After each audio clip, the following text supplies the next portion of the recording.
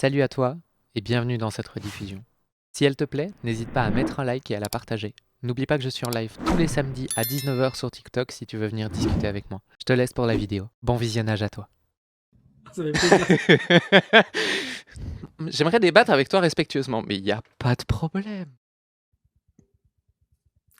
Bah, en fait, c'est pas. Juste, tu me confirmes, mais c'est pas.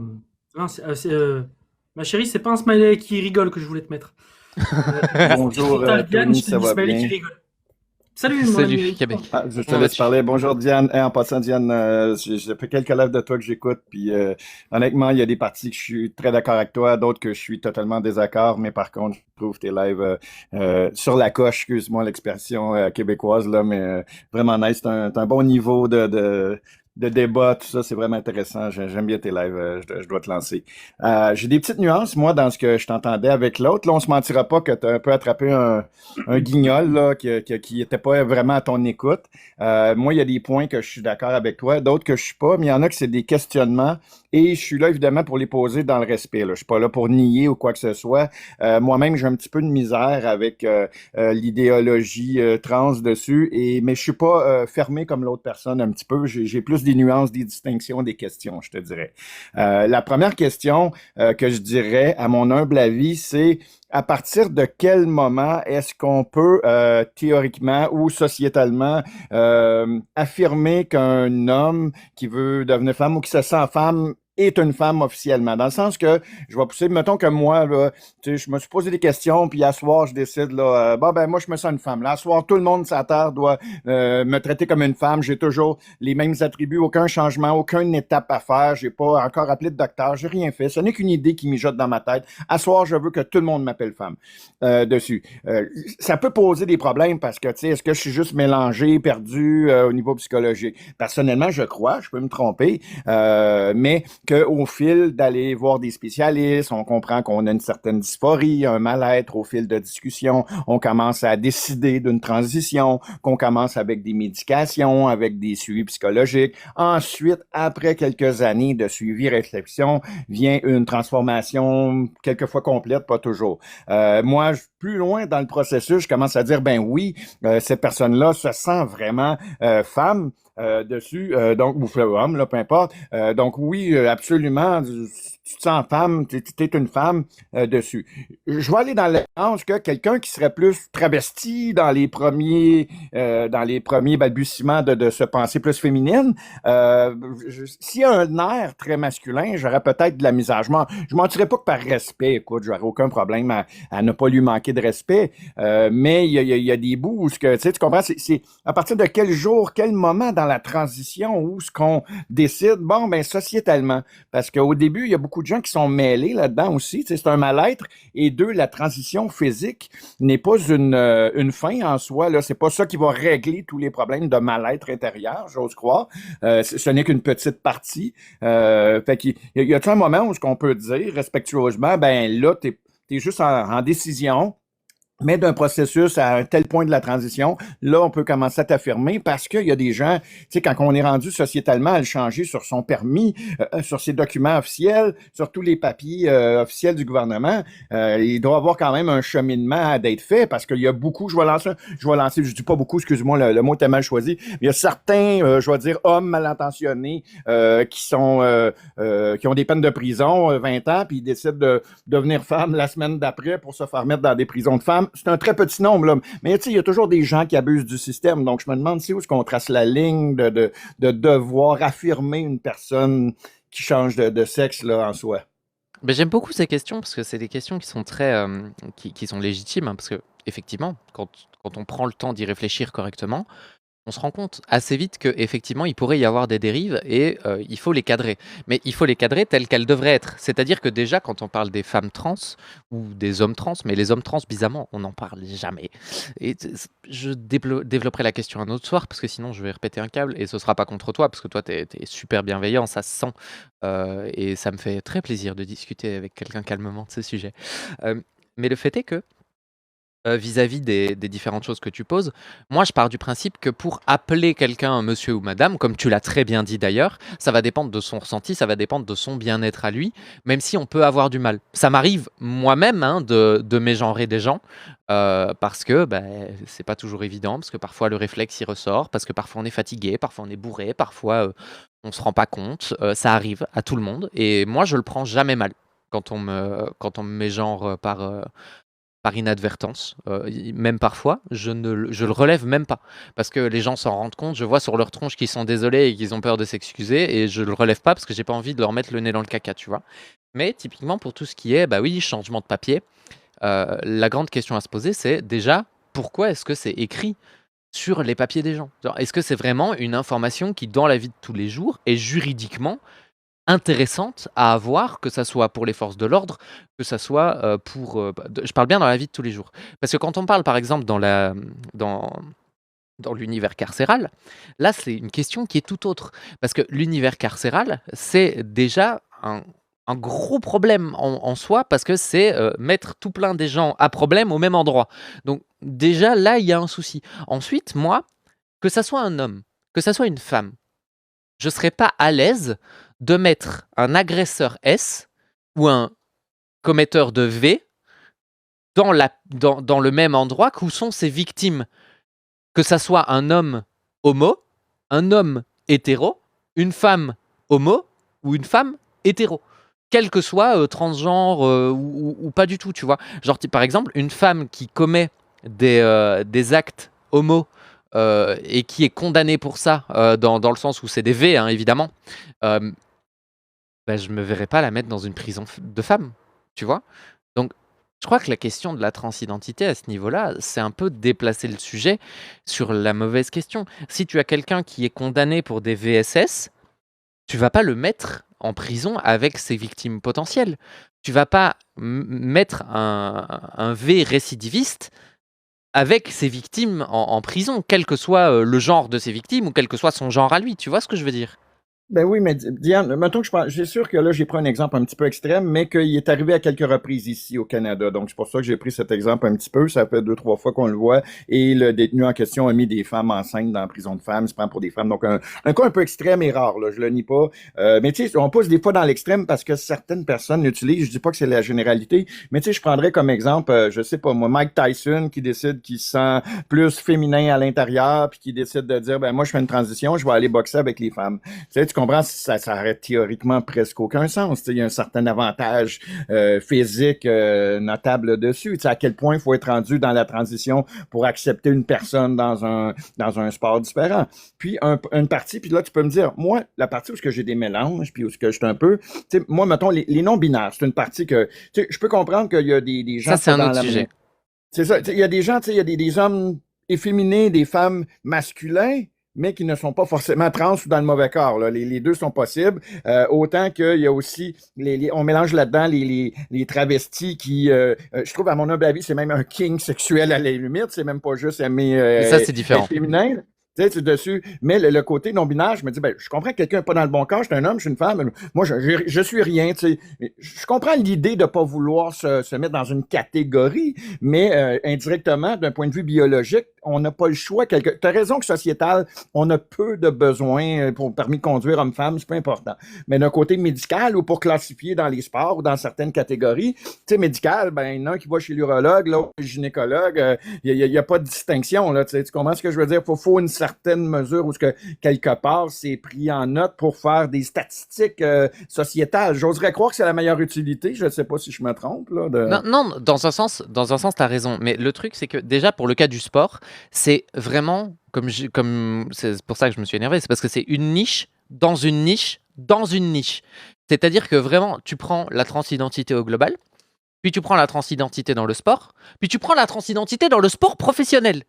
Donc, c'est des questions où, vis-à-vis de ce qui est des différences entre les hommes et les femmes, alors oui, il y en a qui existent, mais typiquement, est-ce que on va, par exemple, dans le cas de la natation, parce que c'est un cas que je connais bien, est-ce qu'on va disqualifier une femme qui a des grands pieds, des grandes mains et des grands bras? Bah non. Si elle est née femme depuis le début, ça fait partie des avantages génétiques, c'est comme ça. Et, oui, ok, elle est avantagée d'un point de vue physiologique, mais c'est pas pour Je ferais la autant. nuance, Diane. Tu vois? Je veux juste faire une parenthèse en même temps. Excuse-moi, je ne veux pas couper. Il y a des gens qui semblent dire que je parle un peu trop vite. Est-ce que je suis trop vite ou dans mes explications, tu comprends très bien, c'est correct ou Moi, je te comprends très bien. Maintenant, Ok. je sais que parfois les gens, Et- ils ont un peu de la misère avec l'accent québécois, mais moi, franchement, je trouve que ça va. J'essaie de l'universaliser. Je viens quand même d'un français. Pour nous, c'est un français universel là, à Montréal, plus qui est un français plus joual, un petit peu plus d'accent. Mais je voulais juste m'assurer. Là, je voyais qu'il y avait des gens qui semblaient moins comprendre. Mais gars, tu prends l'exemple des grands bras, des grandes mains. Je pourrais comprendre cet exemple-là. Tu as bien raison. Mais si je prendrais moi l'exemple à l'inverse que dans le sport, il y a des tests antidopage. Donc, une femme qui prendrait de la testostérone en soi pourrait être accusée de savoir doper pour booster ses performances. Ben, ça sera un peu le même équivalent d'un homme plus féminisé qui se dit femme dans le sport où il y aurait potentiellement un surplus de testostérone versus ses adversaires de façon générale. Tu comprends ce que je veux dire? Ça serait peut-être un meilleur exemple que... Justement, c'est dans cette direction-là que j'allais, en fait. Parce qu'il faut savoir que déjà, quand on découpe pas les catégories dans le sport professionnel. On les découpe pas vraiment homme-femme, on découpe plutôt mâle et femelle, en l'occurrence. Mais pour une femme trans, par exemple, moi, c'est mon cas. J'ai des avantages sur certains sports vis-à-vis de ce qui va être de mon passé de sportive à l'époque où où j'étais sous testostérone. J'en prenais pas, c'était pas exogène, c'était endogène, mais tu comprends l'idée. Et du coup, oui, j'ai un volume musculaire qui est plus important que une nana à entraînement égal. Mais par contre, quand tu vois niveau force, par exemple, je suis drastiquement moins forte que des meufs qui ont un volume musculaire beaucoup moins gros que le mien. Parce qu'en fait, au bout d'un moment, tu as une recombinaison du bilan hormonal, tout simplement, parce que au bout d'un moment, tu peux pas prendre des bloqueurs de testostérone toute ta vie. Et je pense que repenser les catégories sportives en fonction du taux de testostérone ou en fonction de choses qui sont plus précises, ça peut être une bonne chose. Le problème, c'est qu'on manque de cas d'études, parce que les études dans le sport, elles sont très, très peu faites, parce que c'est des choses qui rapportent pas de thunes. On parlait tout à l'heure avec Tony et quelqu'un d'autre de ce que rapporte la recherche et d'à quel point l'argent va où il peut ramener de l'argent. La recherche dans le sport, tout le monde s'en contrebalance, quoi. Personne n'en a rien à péter des performances d'une nana trans vis-à-vis des performances d'une nana cisgenre. Tout le monde s'en fout parce que ça va jamais rapporter de thunes. Et en l'occurrence, oui, quand on le voit de l'extérieur, on peut bien se dire que effectivement, il y a 2-3 médailles qui vont être ramassées parce que voilà, il parlait de 700 médailles, mais je sais même pas, enfin 700 prix, mais je sais même pas sur combien, je sais même pas par rapport à quoi, je sais même pas dans quel pays, ça c'était vraiment n'importe quoi. Mais encore une fois, si on se rend compte qu'il y a un réel avantage des nanas trans vis-à-vis des meilleures nanas, parce qu'on parle bien des meilleures meufs trans et des meilleures meufs. En l'occurrence, si on se rend compte qu'il y a un réel avantage des meufs trans, il faudrait y penser, oui. Mais c'est quelque chose qui doit être étudié. On ne peut pas interdire aux gens de faire du sport vis-à-vis de considérations hypothétiques. Alors, est-ce que, pour moi, pour changer de catégorie de sport dans le professionnel, le simple déclaratif suffit? Non, bien sûr que non. Il faut vérifier le taux de testostérone et je pense, très personnellement, qu'il faudrait vérifier le taux de testostérone sur au moins 1 an pour être certaine que ce soit viable, pour être certaine qu'il n'y a pas un énorme avantage. Et ça peut être intéressant. Tu vois, et en l'occurrence, sincèrement, je ne sais pas, moi, j'ai pas les chiffres. J'attends qu'on me les amène parce que pour moi c'est pas une vraie question. C'est quel est le pourcentage de femmes trans qui vraiment dominent leur catégorie ou leur sport? Parce que ça va peut-être faire déchanter 2-3 personnes, mais à une époque, je me suis beaucoup intéressé au sujet. Et pourquoi j'en suis arrivé à la conclusion que c'était un non-sujet? C'est parce que j'ai beau avoir vu de tout comme sport, hein. J'ai vu du MMA, j'ai vu de la boxe, j'ai vu de l'haltérophilie, j'ai vu de la natation, j'ai vu du saut à la perche, j'ai vu de l'athlétisme, j'ai vu du marathon. Et ben en fait, les meufs trans, elles sont au niveau des autres nanas, hein. Elles sont pas plus fortes. Alors oui, parfois elle gagne, mais ça se joue à pas grand-chose, hein. Donc j'en J'ose suis croire arri que c'est à cause de quelques cas hyper médiatisés, de quelques femmes trans qui ont gagné ou qui ont même fait quelques records dans quelques catégories. On se cachera pas qu'en termes de proportionnalité, c'est extrêmement faible. Je le cacherai pas. Là où ce que ça peut poser un problème, c'est que dans certains sports, ça peut devenir dangereux. Dessus, il y a des gens, on a vu, moi j'ai vu des cas, même que c'est moins médiatisé parce que c'est à plus petite échelle, mais j'ai vu des cas aux États-Unis de volleyball de deux jeunes filles qui se sont faites paralyser avec des coups par des hommes trans.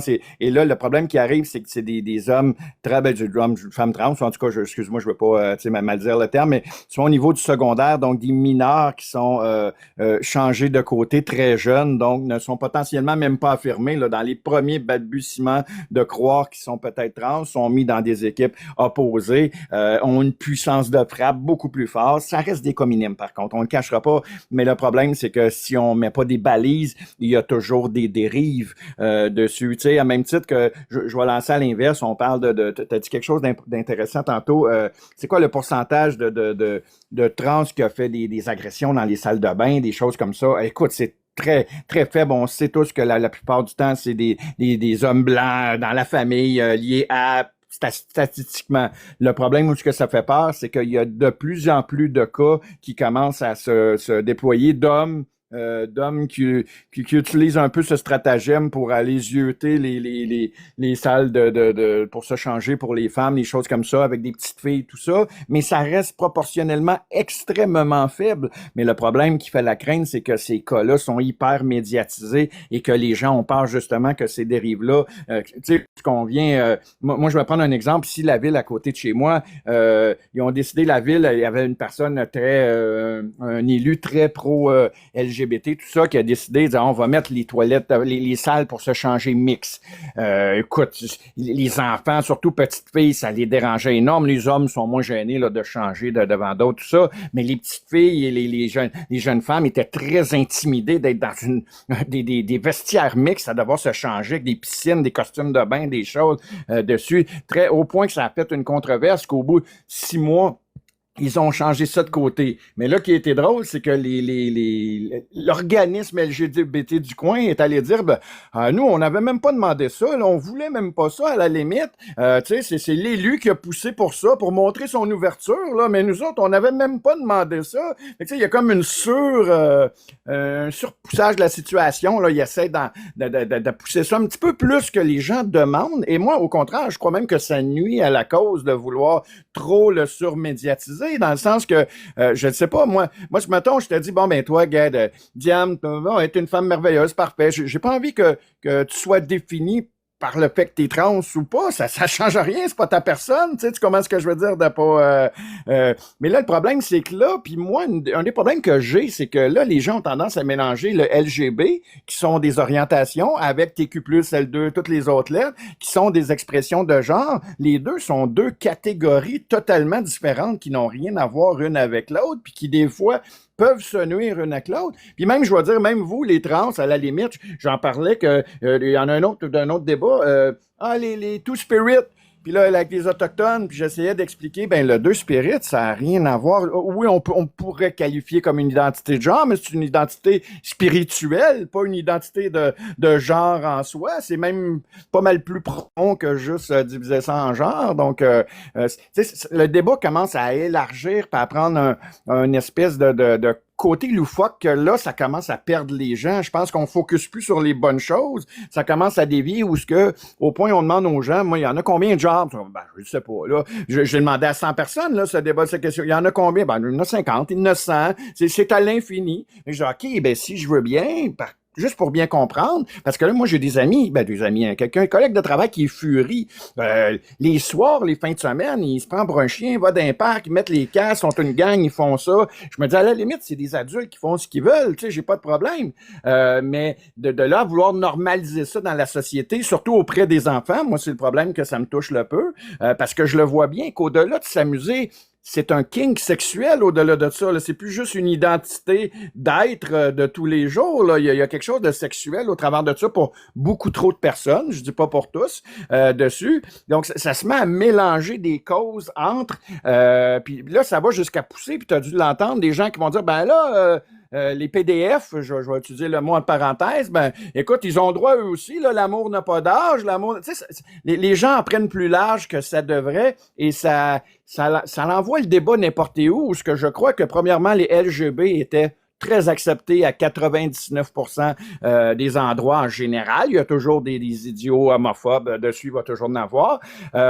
Même la cause trans, à la limite, c'est une cause de mal-être. Maintenant, où ce que c'est rendu à l'étendre à des gens non-binaires, queer, puis qui se donnent 3-4 titres interchangeables. Le problème, c'est pas juste le titre, c'est que c'est interchangeable au gré des émotions, des années, de l'évolution. Ça vient que ça tombe dans un délire et ça enlève le vrai débat du mal-être des personnes qui devraient être soignées, non? Est-ce que je me trompe ou... En fait, je te rejoins dans ce que tu dis. Effectivement, tu as une surmédiatisation des cas qui sont les plus dramatiques ou les plus problématiques et ça nuit véritablement, ça nuit véritablement à toute la société selon moi, hein, parce que quand tu as typiquement le fait que tu m'as parlé d'une affaire où il y a deux demoiselles qui ont fini paralysées, c'est catastrophique, mais effectivement, c'est des tout petits cas et c'est toujours comme ça de toute façon. C'est toujours des choses qui sont toutes petites, toutes minoritaires et qui prennent une place monstrueuse dans la société parce qu'en fait, ça fait peur aux gens. Et comme les gens ont peur, ils en parlent beaucoup, mais comme ils en parlent beaucoup, on a l'impression que c'est énorme, alors qu'en fait, c'est juste surreprésenté. Et effectivement, tu as des gens qui font des erreurs, mais malheureusement, oui, mettre un cadre, ça va être quelque chose de nécessaire sur lequel il va falloir prendre le temps d'en discuter, voir un petit peu ce qui est le mieux à faire, comment on peut construire la chose ensemble en tant que société et comment on peut faire justement pour réussir à mettre un cadre qui va convenir à tout le monde et qui va pas ostraciser les personnes trans parce que le risque c'est de mettre les personnes trans ailleurs que dans la société, c'est-à-dire que moi voilà en tant que femme trans, ça me ferait mal d'être obligé de me outer, donc de montrer à tout le monde que je suis une meuf trans parce que je serais obligé, par exemple, d'aller dans des toilettes troisième genre ou des choses comme ça. Ça, ce serait catastrophique parce que ça mènerait à un sentiment d'insécurité profond chez les personnes trans déjà. Et puis au-delà de ça, ça pourrait, de manière assez simple, être associé aux pires heures de l'histoire où il y avait des toilettes pour les personnes de couleur et des toilettes pour les personnes blanches. Donc c'est le genre de choses où effectivement il faut faire un petit peu attention, mais on vit dans une société qui est genrée, donc c'est encore une question qu'il faut beaucoup se poser. Et je pense qu'effectivement l'exposition médiatique qu'il y a à l'heure actuelle de la transidentité est délétère à en mourir, parce qu'en fait, encore une fois, on parle d'un tout petit pourcentage de la population. Et ce tout petit pourcentage de la population, oui, il y a un petit pourcentage de ce petit pourcentage qui est problématique et qui fait des trucs bizarres. Mais les gens qui font des trucs bizarres, les gens qui font des trucs répréhensibles, ils sont toujours minoritaires dans le groupe dans lesquels tu prends. Sauf si tu prends le groupe des gens qui font des trucs bizarres. Mais en l'occurrence, si t'es arrivé jusque-là, c'est que t'as kiffé ce que t'as vu. Et ça me fait vraiment plaisir que tu sois arrivé jusqu'au bout. Maintenant, ce qui me ferait encore plus plaisir, c'est que tu regardes dans la description et que tu ailles me soutenir. Que ça soit avec un abonnement, avec un petit tip sur ma page Tipeee, ou tout simplement en partageant ma vidéo. Sache que c'est grâce à ces petites actions que la chaîne continue et que je me donne à fond pour vous offrir du contenu de qualité tous les jours. Je travaille sur des gros projets et ça risque de bientôt arriver. Alors merci de votre soutien et à la prochaine dans une nouvelle vidéo.